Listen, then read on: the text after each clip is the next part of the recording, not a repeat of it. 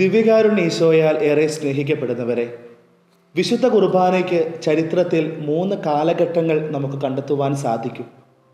ദിവ്യകാരുണ്യത്തിൽ നിന്നും വിശുദ്ധിയിലേക്ക് എന്ന പുസ്തകത്തിൽ കാന്തലമെസ്സയാണ് ഇപ്രകാരം ഒരു ദർശനം പറഞ്ഞു വയ്ക്കുക. പഴയ നിയമത്തിൽ വിശുദ്ധ കുർബാന ഒരു പ്രതീകമാണ്. പുതിയ നിയമത്തിൽ വിശുദ്ധ കുർബാന ഒരു ചരിത്ര സംഭവമാണ്.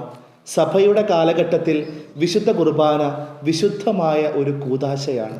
പഴയ നിയമത്തിൽ വിശുദ്ധ കുർബാനയെക്കുറിച്ച് നമ്മൾക്ക് കൂടുതലായിട്ട് മനസ്സിലാക്കുവാൻ സാധിക്കുന്ന ഒരു പ്രതീകമാണ് പഴയ നിയമത്തിലെ ബലികൾ. പഴയ നിയമത്തിലെ ബലികൾ വിശുദ്ധ കുർബാനയുടെ പ്രതീകമായി എക്കാലവും നിലകൊള്ളുന്നുണ്ട്. കായേൻ്റെയും ആബേലിൻ്റെയും ബലി, അബ്രാഹത്തിൻ്റെ ബലി, ഇസഹാക്കിൻ്റെ ബലി, ഏലിയായുടെ ബലി, ഇപ്രകാരം പഴയ നിയമ ബലികൾ വിശുദ്ധ കുർബാനയുടെ ഒരു പ്രതീകമായിട്ടാണ് നമ്മൾ മനസ്സിലാക്കേണ്ടത്. പുതിയ നിയമത്തിൽ ഈശോ തൻ്റെ പ്രിയപ്പെട്ട ശിഷ്യന്മാരോടുകൂടെ പെസഹ വ്യാഴാഴ്ച തൻ്റെ അന്ത്യത്താഴ വേളയിൽ തൻ്റെ ബലി വിശുദ്ധ കുർബാന പ്രതീകാത്മകമായി അർപ്പിക്കുമ്പോഴും അത് പൂർത്തീകരിക്കപ്പെടുക കാൽവരിയിലെ ബലിയർപ്പണത്തിലൂടെയാണ്.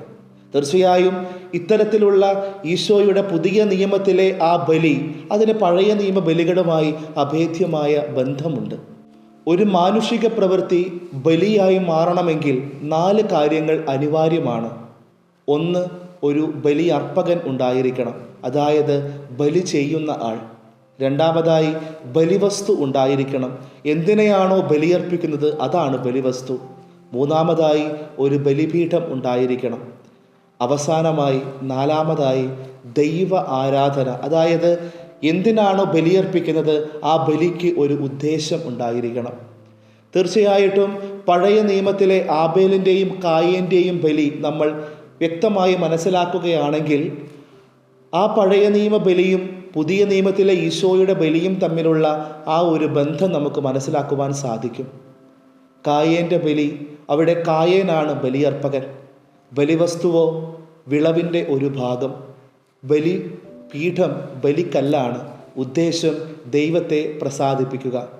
ആബേലിൻ്റെ ബലിയിലേക്ക് കടന്നു വരുമ്പോഴും അവിടെയും നമുക്ക് കാണുവാൻ സാധിക്കും ബലിയർപ്പകൻ ആബേലാണ്. ബലിവസ്തു കടിഞ്ഞൂൽ കുഞ്ഞാടിൻ്റെ കൊഴുപ്പേറിയ ഭാഗവും ബലിപീഠം ബലിക്കല്ലും ഉദ്ദേശം കായേൻ്റേതുപോലെ തന്നെ ദൈവത്തെ പ്രസാദിപ്പിക്കുക എന്നുള്ളതുമാണ്. എന്നാൽ പുതിയ നിയമത്തിലേക്ക് കടന്നു വരുമ്പോൾ ഈ 4 കാര്യങ്ങളും ഈ 4 ഘടകങ്ങളും ഈശോയിൽ തന്നെ നിക്ഷിപ്തമായിരിക്കുന്നത് നമുക്ക് കാണുവാൻ പറ്റും. ബലിയർപ്പകൻ ഈശോ തന്നെയാണ്. ബലിവസ്തു സ്വന്തം ശരീരവും സ്വന്തം രക്തവും സ്വന്തം ജീവൻ തന്നെയാണ്. ബലിപീഠം സ്വന്തം ശരീരമാണ്. മുൻപോട്ട് ചിന്തിച്ചാൽ ദൈവപുത്രൻ ആയതുകൊണ്ട് തന്നെ ദൈവത്തെ പ്രീതിപ്പെടുത്തുവാൻ, മനുഷ്യമക്കൾക്ക് രക്ഷ പകർന്നു കൊടുക്കുവാൻ ദൈവമായവൻ സ്വന്തം ജീവനെ തന്നെ വിട്ടുകൊടുക്കുന്നു. ആബേലിൻ്റെയും കായേൻ്റെയും മറ്റേത് പഴയ നിയമ ബലികളിലും ഈ 4 ഘടകങ്ങളും വേറിട്ട് നിൽക്കുന്നുവെങ്കിലും ഈശോയുടെ ബലിയിൽ, പുതിയ നിയമത്തിലെ കാൽവരിയിലെ ബലിയർപ്പണത്തിൽ ഈ 4 ഘടകങ്ങളും ഈശോ തന്നെയാണ്, ഈശോയിൽ തന്നെയാണ്. പെസഹായുടെ സമയത്ത് ഈശോ അർപ്പിച്ച ബലി അതിൻ്റെ പൂർണ്ണതയിൽ അർപ്പിക്കപ്പെടുക കാൽവരിയിലെ മലമുകളിലെ ഈശോയുടെ കുരിശുമരണത്തിലൂടെയാണ്. പഴയ നിയമത്തിലെ ബലികളെല്ലാം പൂർത്തിയാകുന്നത് ഈശോയുടെ കുരിശു മരണത്തിലാണ്, ഈശോയുടെ ബലിയിലാണ്.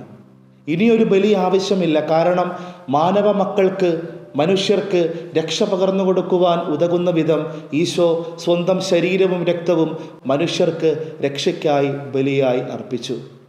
ഈശോയുടെ വിശുദ്ധ കുർബാനയാകുന്ന ഈ ബലി, ഓരോ ബലിയിലും നാം പങ്കെടുക്കുമ്പോൾ ഈശോയ്ക്ക് എന്താണ് നമ്മളോട് പറയുവാനുള്ളത്? ബലിയർപ്പണം എന്നാൽ, ബലിജീവിതം എന്നാൽ അനുഗമനമാണ് എന്നാണ് ഈശോയ്ക്ക് നമ്മോട് പറയാനുള്ളത്. ബലിജീവിതം ഈശോയുടെ പാദങ്ങൾക്ക് പിന്നാലെ, ഈശോ നൽകുന്ന വഴിയിലൂടെ, ഈശോ കാണിച്ചു തരുന്ന പാതയിലൂടെ നടക്കുക എന്നുള്ളതാണ്, അനുഗമനമാണ്. മത്തായിയുടെ സുവിശേഷം 16-ാം അധ്യായം 24-ാം തിരുവചനത്തിൽ ഈ ബലിജീവിതത്തിന്, അനുഗമനത്തിന് 2 നിബന്ധനകൾ കാണുവാൻ പറ്റും. 1, സ്വയം പരിത്യജിക്കുക. 2, കുരിശെടുക്കുക. സ്വന്തം ഇഷ്ടങ്ങളല്ല, മറിച്ച് ഈശോയുടെ ഇഷ്ടങ്ങൾ സ്വന്തം ഇഷ്ടങ്ങളായി സ്വീകരിച്ചുകൊണ്ട് സ്വന്തം ജീവിതത്തെ ദൈവപിതാവിൻ്റെ കരങ്ങളിലേക്ക് വിട്ടുകൊടുക്കുക എന്നുള്ളതാണ് സ്വയം പരിത്യാഗം.